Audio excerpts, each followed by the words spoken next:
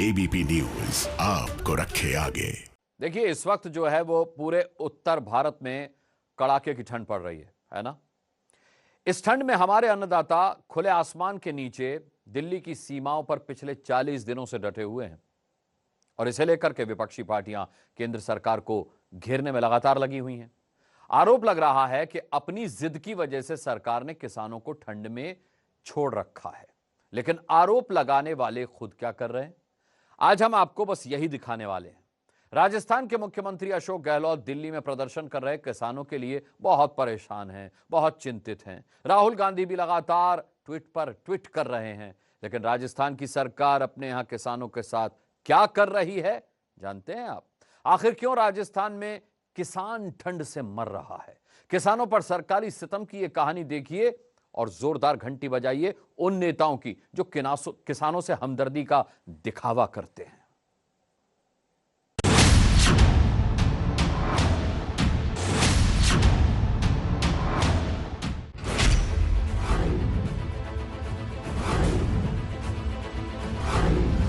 सर्दी की भीषण बारिश में टेंट की टपकती छत के नीचे जो बैठे हैं सिकुड़ ठिठुर कर, जो निडर किसान अपने ही हैं, गैर नहीं। सरकार की क्रूरता के दृश्यों में अब कुछ और देखने को शेष नहीं। राहुल जी, ऐसा नहीं है, देखने को तो बहुत कुछ है, अगर आप देखना चाहें तो। आपको दिल्ली में आंदोलन कर रहे किसानों की चिंता है, ये अच्छी बात है। आपने उनके लिए शानदार ट्वीट किया, ये और भी अच्छी बात है। लेकिन कहीं पर सरकारी क्रूरता दिखे और कहीं ना दिखे, ये ठीक नहीं। इसलिए हम चाहते हैं आपकी नजर दिल्ली से कुछ 100 किलोमीटर दूर सरकारी क्रूरता झेल रहे इन किसानों पर भी पड़े।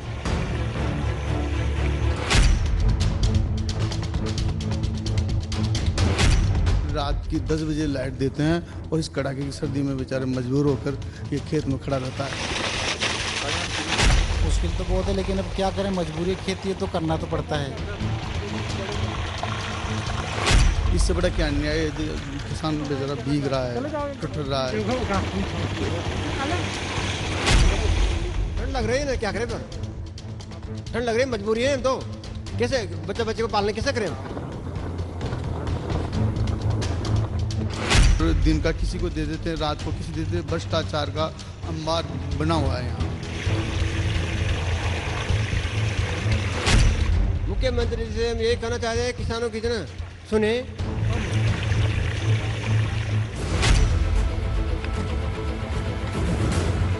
रात के 10 बज रहे हैं, तापमान 4 से 5 डिग्री।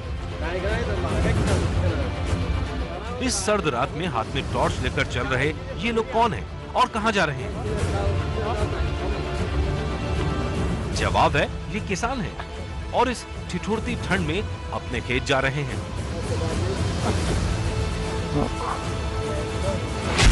वक्त तकरीबन आधी रात का है और आप देख सकते हैं चारों तरफ घना अंधेरा और इसके बीच ये जबरदस्त ठंड और कोहरे की चादर, यानी कुल मिलाकर एक ऐसा माहौल जिसमें आम आदमी शायद अपने घर से निकलना ही न चाहे, लेकिन किसान अन्नदाता मजबूर है क्योंकि उसे अपनी फसल उगानी है, उसे अपनी फसल को पानी पिलाना है। मैं इस वक्त हूँ राजस्थान के बारां जिले के एक गांव में। ये गांव वो गांव है जहां कुछ साल पहले कांग्रेस के अध्यक्ष रहे राहुल गांधी मिट्टी की तगारी उठाने आए थे। यानी कांग्रेस के सबसे बड़े नेता इस गांव में आए थे किसानों के मसीहा बनकर, और ये बताने के लिए कि किस तरह से बारां जिले का किशनगंज इलाका पिछड़ा हुआ है और यहाँ की सरकारें उनका ध्यान नहीं रखती। लेकिन अब वक्त बदला, राजस्थान में कांग्रेस की सरकार है और किसानों के मसीहा बने राहुल गांधी ये भूल गए कि किसानों को भी ठंड लगती है, और शायद ये बात वो आगे अपने राज्य के मुख्यमंत्री अशोक गहलोत तक बता ही नहीं पाए। इसी का नतीजा है कि किसानों को इस सर्द रात में कोहरे की चादर के बीच कंबल लपेटकर अपने खेतों तक आना पड़ता है।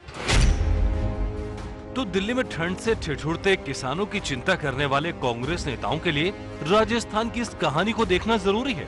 राहुल गांधी से लेकर राजस्थान के मुख्यमंत्री अशोक गहलोत तक लगातार दिल्ली में आंदोलन करने वाले किसानों के लिए ट्वीट कर रहे हैं। सवाल है कि ठंड तो राजस्थान में भी है और दिल्ली से कहीं ज्यादा, फिर अशोक गहलोत की सरकार ठंड से मरते किसानों पर चुप क्यों है? बारां जिले के सरकावदा गांव में रहने वाले द्वारकालाल रोज रात इसी तरह कंबल ओढ़कर अपने खेत में पहुंचते हैं, क्योंकि अगर वो रात के वक्त खेत नहीं गए तो उनकी फसल को पानी नहीं मिलेगा।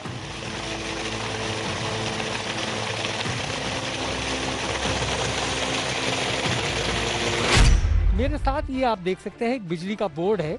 ये दरअसल वो कनेक्शन है जिसमें बिजली सिर्फ रात के वक्त ही आती है, और ऐसा इसलिए होता है क्योंकि कांग्रेस सरकार ने ये तय कर रखा है कि किसानों को रात 10 बजे बाद बिजली दी जाएगी। यानी इस जनवरी की सर्दी भरी रात में किसान को 10 बजे अपने खेत पर आना होगा और 5 घंटे तक लगातार ठंडे पानी में खड़े रहकर अपनी फसल को पानी पिलाना पड़ेगा। ये देख सकते हैं बहता हुआ पानी, शायद इसको कोई दूसरा आदमी हाथ भी न लगाना चाहे क्योंकि इस वक्त इतना ठंडा पानी है, लेकिन ये किसान मजबूर हैं और इसी मजबूरी के चलते इन्हें हर रोज इसी तरीके से कई घंटे पानी में खड़ा रहना पड़ता है सर्दी के बीच में। किसान इस वक्त खड़े हैं हमारे साथ। कुछ देर पहले ये तमाम किसान अंधेरे को चीर कर प्रकट हुए थे, तो शायद कोई दूसरा आदमी तो डर जाए, लेकिन गांव के लोग जानते हैं कि इस वक्त किसान सड़कों पर क्यों निकलते हैं, हाथ में टॉर्च, ऊपर कंबल ओढ़कर, मफलर बांधकर अपने आप को सर्दी से बचाने का जुगत में। लेकिन मुश्किल ये है कि किसान सर्दी से बच ही नहीं पाता। तो आप देख सकते हैं ये किसान इस वक्त जो अभी अपने खेतों में पानी लगाकर लौटे हैं, पूरी तरह से भीगे हुए हैं। कपकपाती सर्दी में किस तरीके से ये काम करते हैं, आपका नाम बताइए। द्वारकालाल जी, ये बताइए कितना खेत है आपका, कितनी जमीन? 11 बीघा जमीन है। 11 बीघा। और क्या बो रखा है आपने? गेहूँ भी है, कुछ सरसों भी है। तो ये बताइए, रात के टाइम पानी देने आते हैं, मैंने देखा आप सारे लोग आ रहे थे, क्यों आते हैं रात को, दिन में क्यों नहीं आते? दिन में लाइट ही नहीं आती है। लाइट ना हो दिन में कभी भी नहीं आती? आती है, 2-3 घंटे ट्रिप मार के आती हो, पूरे दिन भर इतना बैठ के चले जाते हैं। अच्छा, तो मतलब पानी दे नहीं पाते आप? तो फिर कब आती हो? रात में आती है, रात में आना पड़ता है मुझे बस। अच्छा, अभी कितने बजे लाइट आई? मैंने देखा 10 बजे लाइट आई। ठीक है, फिर अब 5 बजे कटेगी लगभग। यानी खेत को सींचना है तो किसान को रात भर जागना होगा। ठंड से लड़ते हुए ठंडे पानी में खड़े रहना होगा।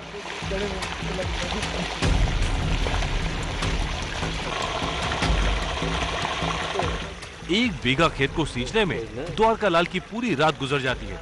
उनके पास 11 बीघा खेत है,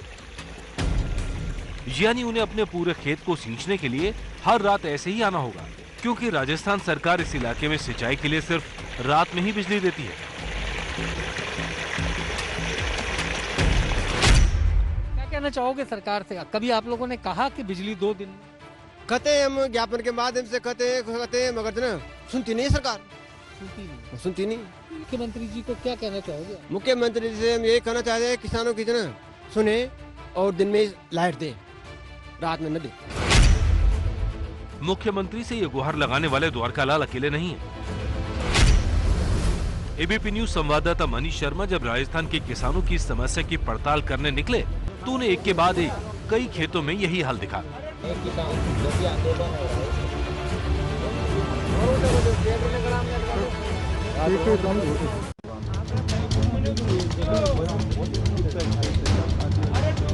खूब अंधेरे में अपने खेत में बैठे इस किसान को देखिए।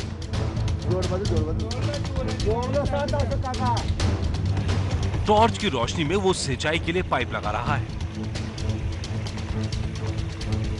वक्त है रात की 1 बजे, लेकिन ये किसान अपने खेत को सींचते हुए पूरी तरह भीग चुका है। ऊपर से नीचे तक ये किसान पूरी तरह से भीगे हुए हैं। ये अपनी गेहूं की फसल पर इस वक्त पानी की पिलाई कर रहे हैं। आप देख सकते हैं कि ये किसान जो इतनी ठंड में, कड़ाके की सर्दी में अपने खेत में घुटनों घुटनों तक भरे पानी के बीच खड़े हैं, और जब इनको पाइप का मूवमेंट बदलना होता है तो कुछ इस तरीके से ये पाइप को उठाते हैं और दूसरे हिस्से में पानी लगाने जाते हैं। और ये सिलसिला 5-6 घंटे तक लगातार चलता है, यानी कि जब तक बिजली आती है तब तक किसान कुछ इसी तरह से पूरी रात अपने खेत में खड़ा रहता है, ठंड में भीगता हुआ, ठिठुरता हुआ। इन किसानों के पास इसके अलावा कोई और रास्ता भी नहीं है। प्रशासन से शिकायत कर चुके हैं, सरकार से गुहार लगा चुके हैं, लेकिन सत्ता की गर्मी में किसानों की सर्दी किसको दिखेगी?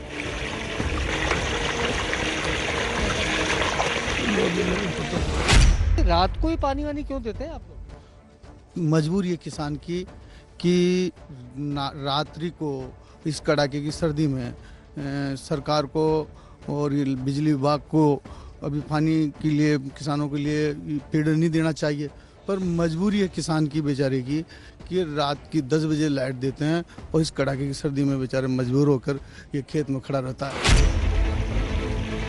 किसानों को ठंड में तड़पाने वाला ये सिस्टम उनकी मजबूरी का फायदा उठाने से भी नहीं चूकता। किसानों का आरोप है जब वो दिन में बिजली देने के लिए दफ्तरों के चक्कर लगाते हैं तो उनसे इसके लिए रिश्वत मांगी जाती है। कोई सुनवाई नहीं करता, यहाँ तक भी कि लोग परेशान हो गए कहते हैं तो इनके जो गिने चुने लोग हैं तो सभी किसान बता देंगे, इनसे पूछ लेना कि यहाँ जो कर्मचारी रहते हैं ना वह उनसे पैसे ले लेते हैं और दिन का किसी को दे देते हैं, रात को किसी देते हैं। भ्रष्टाचार का अंबार बना हुआ है यहाँ। भ्रष्टाचार और सरकारी बेरहमी के शिकार ये किसान सरकार से मदद की उम्मीद खो चुके हैं। तो तमाम किसानों की शिकायत ये है कि उन्हें सिर्फ 6 घंटे रात के वक्त बिजली दी जाती है। दिन के वक्त अगर बिजली आती है तो इतनी खराब क्वालिटी की उसमें काम ही नहीं हो पाता। खासतौर पर खेती में जो पानी चाहिए वो दिया ही नहीं जा सकता। और ये पूरे 12 जिले की कहानी है। इन लोगों का कहना है कि इतनी सर्दी में किसान को बीच खेत के खड़े सर्दी में ठिठुरते हुए देखना शायद सरकार को अच्छा लगता होगा। सिंचाई के लिए सिर्फ रात में बिजली सप्लाई की सरकारी जिद किस तरह किसानों पर कहर ढा रही है, उसके गवाह हैं ये मासूम चेहरे। इनमें से किसी की उम्र 5 साल है तो किसी की 7 साल। एक ही परिवार के इन 5 बच्चियों के सिर से पिता का साया उठ चुका है। इनकी आंखों में सवाल है कि मेरे पिता की मौत क्यों हुई। 31 साल के हरीशचंद्र धाकड़ के पास 9 बीघा खेत था जिसमें उन्होंने कलौंजी की फसल लगाई थी। इसी फसल को पानी देने वो खेत पर आए थे, पर सर्दी के सितम ने उनकी जान ले ली। किसानों का काम बेहद मुश्किल होता है। इस बात को समझा जा सकता है हर साल सर्दी के मौसम में, जब तेज सर्दी के बीच किसान को अपने खेत पर पानी देने जाना पड़ता है। राजस्थान के हाड़ौती इलाके में कई गांव ऐसे हैं जहां पर बिजली विभाग रात को बिजली उपलब्ध करवाता है। ऐसे में किसानों की मजबूरी होती है कि वो जाकर के कड़कड़ाती ठंड में अपने खेतों पर पानी पहुँचाते हैं। मैं इस वक्त खड़ा हूं जौनपुरा गांव में। राजस्थान और मध्य प्रदेश का सीमावर्ती ये गांव झालावाड़ जिले में आता है और यहाँ पर कुछ दिन पहले एक किसान की ठंड से मौत हो गई। मैं इस वक्त किसान के घर के बाहर खड़ा हूँ और ये किसान परिवार के वो तमाम सदस्य हैं। इन 4 बच्चों को आप देख सकते हैं, चारों बच्चियां हैं। इन्हीं के पिता हरीशचंद्र सिंह महज 31 साल की उम्र में इस दुनिया से विदा ली गई। हरीशचंद्र सिंह ठंड की वजह से जान गंवा बैठे। सुबह के वक्त वो अपने खेत में गए थे। भीषण सर्दी थी और जब वो पानी देने गए तो कड़कड़ाती ठंड बर्दाश्त नहीं कर पाए। पोस्टमार्टम भी कराया गया जिसमें ये बात साफ हो गई कि उनकी मौत ठंड से हुई है। पीछे 5 बच्चियां अब छोड़कर गए हैं हरीशचंद्र सिंह। अब पूरे परिवार की जिम्मेदारी उनके भाइयों पर है। उनके भाई भी इस वक्त है बाबूलाल जी, हम उनसे बात करेंगे। बाबूलाल जी बताएं, सर्दी बहुत पड़ रही है और क्या यही वजह थी कि हरीश जी की मौत हुई? जी। क्या हुआ था, आपको घटना बताएं। सर घटना तो क्या, जैसे मान लो कि सवेरे का फिटर है, 6 बजे लाइट आती है तो 6 बजे के लगभग 2-5-10 मिनट बाद वो पहुंच गया खेत पे, मोटर चला के मैं पानी कर रहा था। और जैसे मान लो अपनों को तो मान लो जो अपने खेत है वहाँ पे रास्ता आम रास्ता है तो वहाँ पे निकलने वाला किसी को नजर आया तो उसने देख के फिर अपनों को यहाँ पे गाँव में फ़ोन किया कि यार ये तो यहाँ खेत में पड़ा है। तो जैसे मान लो 2-4-5-7 आदमी यहाँ से पहुँचे तो खेत में पड़ा था। फिर उसको उठा के तप लगा उसको तपाया। तो मान लो अपनों को तो ऐसे ही महसूस होता कि हो सकता है यार कहीं ना कहीं अगर मान लो हो सकता है ख़त्म नहीं हुआ हो। तो जिसके बाद देख के और फिर और भी लोग वहाँ पे पहुँच गए गांव वाले, तो उन्होंने कहा कि हॉस्पिटल ले चलो। तो फिर उसको उठा के बाइक पे मोटरसाइकिल पे बिठा के वो फिर हॉस्पिटल ले गए। तो वहाँ पे डॉक्टर साहब ने देख के बता दिया कि ये तो इसकी मौत हो चुकी है। अपने खेत को सींचते हुए एक किसान वहीं दम तोड़ देता है, तो इसका जिम्मेदार कौन है? अगर सिर्फ सर्दियों के मौसम में किसानों को रात के बजाय दिन में बिजली दी जाती तो ये नौबत नहीं आती। लेकिन इतनी बड़ी घटना के बाद सिस्टम सोया रहा। किसी ने इस किसान परिवार की सुध नहीं ली, ना कोई मदद ना कोई मुआवजा। इस बारे में हमने झालावाड़ के कलेक्टर से सवाल किया। जो ये घटना हुई वो हमारे संक्षिप्त में है।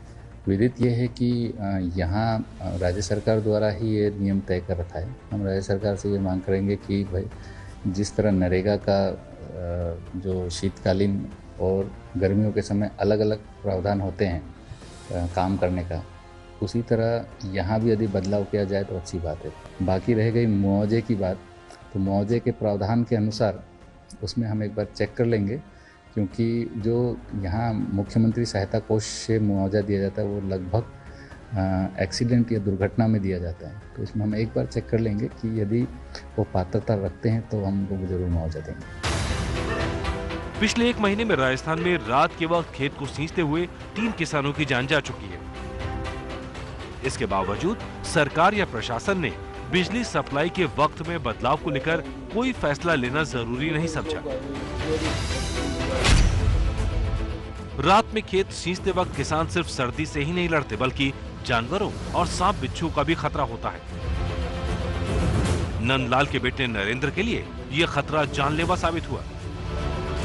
नरेंद्र को मतलब वो धान में पानी देने गया ना, जब वो कीड़े को ने खाया था पैर में, उसके बाद में उसके मतलब पुंछियाँ हो गई, पैरों में सूजन आ गया, मतलब भारी हो गए पैर भी, 5-5 किलो ऐसे मोटे मोटे हो गए। उसके बाद में वो 12 गया, 12 उसने दवाई गोली करी तो वो तो ख़त्म हो गया, पुंछियाँ भी ख़त्म होगी। उसके बाद में बीमारी चलती रही, मतलब बुखार आती रही, कमजोरी आती रही, काला पड़ गया शरीर, ऐसा होता रहा। फिर एक दिन मैंने कहा मैंने बेटा कैसे करा, मैंने कि कोटा बताओ, ऐसे बोले कि कोटा चल चला। तो यहाँ से फिर वो की देखिए, उनको बाद में बोलियो कोई नहीं, तो मैंने 13 दिन तक वहाँ भर्ती रखा MBS में कोटा, 40,000 रुपये करीब खर्च हो बैठ गया, फिर भी बचने पाए। तो सिंचाई के लिए रात में बिजली देने का फैसला किस किस तरह से किसानों पर भारी पड़ रहा है, ये आपके सामने है। राजस्थान में ये हाल तब है जब वहाँ बिजली की कोई कमी नहीं, मतलब जितनी मांग है लगभग उतनी ही सप्लाई हो रही है। दावा किया जाता है शहरों में 24 घंटे बिजली सप्लाई की व्यवस्था की जा रही है, तो फिर सारी कटौती किसानों के लिए क्यों है? कुछ जगह है प्लस शाहबाद, केलवाड़ा, किशनगंज, यहाँ पे हमारा सिस्टम अभी डेवलप नहीं है। जैसे कि नाहरगढ़ 132 के भी GSS बनना था, उसमें वन विभाग की आपत्तियाँ थी, तो वो GSS की लाइन खींच नहीं पाई थी, और वापस ट्रांसमिशन कंपनी ने परमिशन ले ली है वन विभाग से, और उसका काम भी चल रहा है। और दूसरा टेम्परेचर कम रहता है सर्दियों में, किसानों को देखते हुए सुविधा इस तरह करेंगे अपन, काम चल रहा है। जैसे हमारा सिस्टम अलाउ करेगा, हमारे पास पर्याप्त सिस्टम होगा, जैसे लाइन ओवरलोडेड चलती है, एक साथ दे नहीं पाते दिन में, तो पर्याप्त हमारे पास सिस्टम का इम्प्रूवमेंट हो जाएगा और फिर हम दिन में दे पाएंगे बिजली। यानी जब तक सिस्टम डेवलप नहीं होता तब तक राजस्थान के किसान इस सिस्टम के शिकार होते रहेंगे, सर्द रातों में अपनी जान को जोखिम में डालते रहेंगे, और सरकार इनकी तरफ से आंखें फेर कर दूसरे किसानों के लिए हमदर्दी का दिखावा करती रहेगी। और अब बात गाजियाबाद के मुरादनगर में 25 लोगों की जान लेने वाली भ्रष्टाचार की छत की करते हैं। शमशान घाट के गलियारे को बनाने में किस तरह सिस्टम में सौदेबाजी का खेल चला, उसकी परतें अब खुलने लगी हैं, और जो सच सामने आ रहा है वो ये है कि कमीशन खोरी के खेल में नीचे से ऊपर तक सब शामिल थे।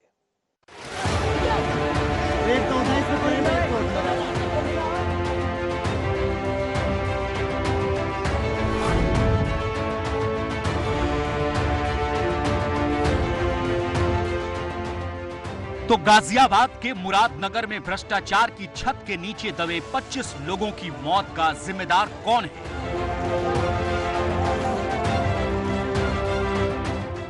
क्या करप्शन के इस काले खेल में नीचे से ऊपर तक सब शामिल थे?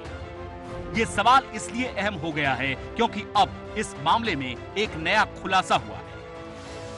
ये वो चिट्ठी है जो 10 जुलाई 2020 यानी घटना के 6 महीने पहले मुरादनगर के नगर विकास परिषद को भेजी गई।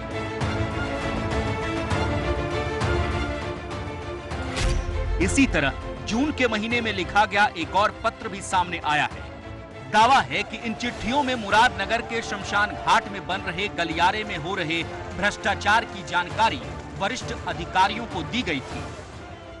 इन चिट्ठियों को लिखने वाले विजय पाल हितकारी ने एबीपी न्यूज को बताया कि अगर समय रहते इस पर ध्यान दिया जाता तो 25 लोगों की जान बचाई जा सकती थी। घटिया सामग्री का उपयोग हो रहा है, 10-1 का मसाला लग रहा है, पीली ईंट लग रही है। ये शिकायत मैंने की थी जिलाधिकारी को, और जिलाधिकारी ने कहा ठीक है जांच कराएंगे, परंतु आज तक जांच नहीं हुई।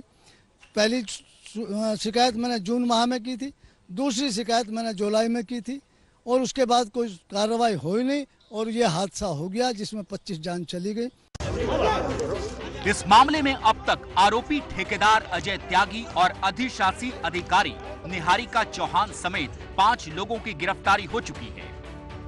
पर सवाल तो ये है कि जब 6 महीने पहले बड़े अधिकारियों को घटिया निर्माण की जानकारी दी जा चुकी थी तो फिर वो अपनी जिम्मेदारी से कैसे बच सकते हैं? अगर मैं कसूरवार हूँ मेरी जांच करा लो, अगर मैं कसूरवार तो मेरे खिलाफ एफआईआर कर दो, अगर मैं कसूरवार नहीं हूँ तो फिर जबरदस्ती तो मेरे खिलाफ एफआईआर नहीं हो सकती ना। जो लोग कसूरवार थे, जांच हुई, जांच में सभी के नाम आए, उनके खिलाफ एफआईआर भी हुई, जांच में जो है जो दोषी पाए गए उन लोगों के खिलाफ एफआईआर हुई है, वो लोग जेल गए हैं। मुरादनगर नगर पालिका के अध्यक्ष विकास तेवतिया पर सवाल इसलिए उठ रहे हैं क्योंकि ये सब कुछ उनकी नाक के नीचे हुआ। एबीपी न्यूज से बातचीत में उन्होंने माना कि जब फंड रिलीज होता है तो सबसे बाद में उनके भी साइन होते हैं। ये एक जो दोषी व्यक्ति है उसका एक स्टेटमेंट है, तो एक स्टेटमेंट जरूरी नहीं कि जो उसने कहा हो सकता है, वो भी एक जांच का विषय है। तो सरकार जांच कर रही है, अगर इस तरीके से कोई इसमें दोषी है या इस तरीके से किसी ने कोई ऐसा अपराध किया है रिश्वतबाजी का या किसी तरीके से भी किसी को लाभ पहुंचाया है तो उसके खिलाफ कार्रवाई होगी। मैंने इसकी मांग की। वहीं इस मामले में गिरफ्तार ठेकेदार अजय त्यागी ने घूस देने की बात कबूल ली है। 25 लोगों की मौत हो गई है, उसके बाद कुछ कहना चाहेंगे? कमीशन का खेल है इसमें नहीं है। देखिए 22 से 30% की कमीशन की आपने बात स्वीकारी है पुलिस के बयान में। जी जाता था कमीशन? जी कमीशन किसको जाता था कमीशन? वो सबको पता है। पुलिस को दिए बयान में अजय ने कहा कि उसने अधिशासी अधिकारी निहारिका चौहान और जूनियर इंजीनियर चंद्रपाल सिंह को 16 लाख रुपए दिए थे, यानी 55 लाख के टेंडर में 16 लाख की रिश्वत दी गई। सरकारी खजाने से अजय त्यागी को 42 लाख रुपए दिए जा चुके थे, मतलब घूस देने के बाद उसके पास 26 लाख रुपए बचे, जिसमें उसने निर्माण भी किया और मुनाफा भी कमाया। इसीलिए निर्माण में घटिया सामग्री का इस्तेमाल हुआ। 25 लोगों की जान जाने के बाद अब प्रशासन की नींद टूटी है और मुरादनगर शमशान घाट के उन हिस्सों को सील कर दिया गया जो ठेकेदार अजय त्यागी ने बनवाया था।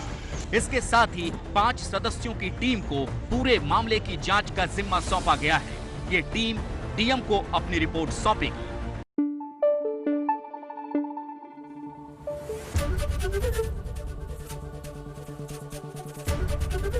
एबीपी न्यूज आपको रखे आगे।